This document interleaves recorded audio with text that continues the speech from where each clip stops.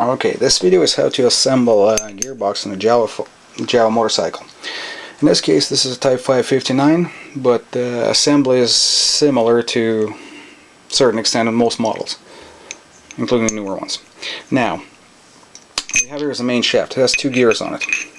There's a 16-tooth gear and a 19-tooth gear.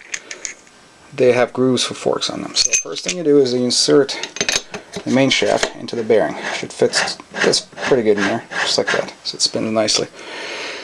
Now, the gear that goes on there, 16-tooth, goes the groove side down, like so, all the way down. And you take your fork, and both forks are the same for this model, upper and lower, and put it so that this end fits into the groove on the cam plate, like that, and the edge catches onto the gear, right there, like this. So that sits there nicely. Next step is your intermediate shaft, which has 3 gears on there. There's this big one there. There's this one has 20 teeth, and this one has 17 teeth on there. So the 20 and the big one, they're paired up like this. They kind of go together like that. So between here and here is supposed to be a spacer, but I don't have one right now, so I'm just using this as an example. So the big one goes down first, then you place this one on top of that so the cogs fit into those holes here, like this, and the holes are aligned, and you slide it under so all the gears interlock and the holes are aligned for the shaft. Then there's your intermediate shaft. You take the 17-tooth sprocket off of it, and then here's the 19 that goes on top of here, like that. That's how they kind of go. So you take your upper fork, you place the end of the fork into the groove, and kind of just hang this gear onto that so it holds there, right? Just like so. This is actually the most pain in the ass part about the whole assembly, is this.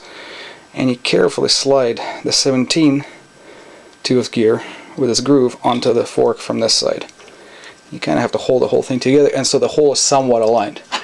Next thing is you take intermediate shaft and you insert that. You might want to turn and shuffle it a little bit here just so it goes all the way down, making sure that all the forks stay where they're supposed to be and the gears are on there, you know, and everything. So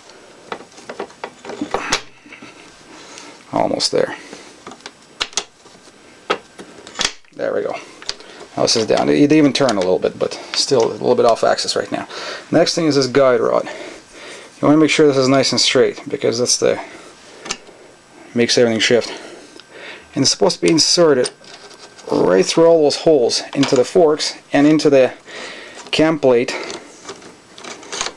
all the way through, and then down through the bottom fork. You might want to use something to help yourself there with that. In this case, I got a screwdriver, so I can pick up the bottom fork and kind of put it where I want it.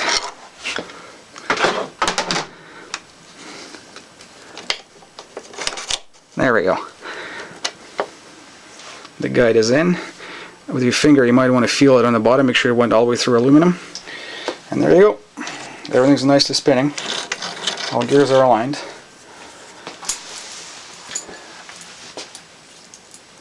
And well, that's about it. And the secondary shaft is fitted into the other engine half right here. I don't know if you can see it.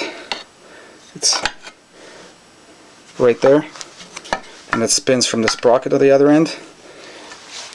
And we just place this on top to make sure everything's fine. Make sure all the holes are aligned. Might want to spin the sprocket a little bit, and there you go. The gearbox is all together. And the removal is in this process here. Simply take the guide pin out and remove the intermediate shaft, upper fork, shaft, take the gears out,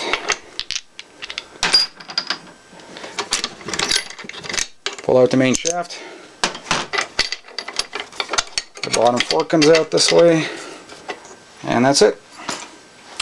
So I hope this is helpful.